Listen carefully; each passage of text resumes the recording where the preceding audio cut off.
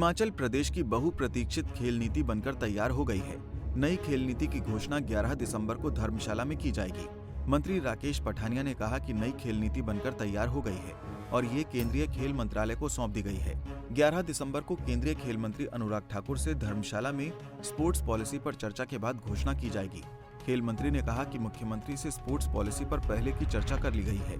उन्होंने कहा कि नई स्पोर्ट्स पॉलिसी के तहत अलग अलग खेलों के कोच के पद भरने पर अधिक ध्यान दिया गया है। इसके लिए अलग अलग एसोसिएशन से भी संपर्क किया जा रहा है। विभाग कई खेल संस्थाओं और एसोसिएशन से संपर्क करेगी, जिससे इनकी सहायता से भी रिक्त पद भरे जा सकें। नई खेल पॉलिसी में इस बात पर ध्यान दिया गया है कि खेल संघों के अध्यक्ष केवल खिलाड़ी ही हों।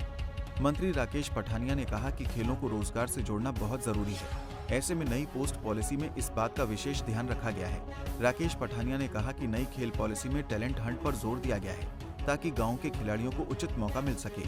कुल मिलाकर ये पॉलिसी खिलाड़ियों को ध्यान में रखकर बनाई गई है ताकि प्रधानमंत्री नरेंद्र मोदी का दिया गया टारगेट पूरा हो सके और अगले ओलंपिक खेलों में अधिक मेडल आ सकें। ये भी प्रस्ताव रखा है हमने ये प्रस्ताव रखा है कि आप जिनका स्पोर्ट्स का बैकग्राउंड है, अब अनुराग जी रणजी ट्रॉफी खेले हुए, तो क्या वो क्रिकेट एसोसिएशन को क्यों नहीं हिट कर सकते। अब मैंने 2 बार नेशनल गेम्स खेली हुई है। अब जो लोग अब कांग्रेस में रामलाल ठाकुर जी नेशनल प्लेयर रहे, ऐसे जो लोग जिनका कैरियर शुरू से जो है स्पोर्ट्स से जुड़ा हो, उन लोगों को पार्टिसिपेट करना तो ठीक है।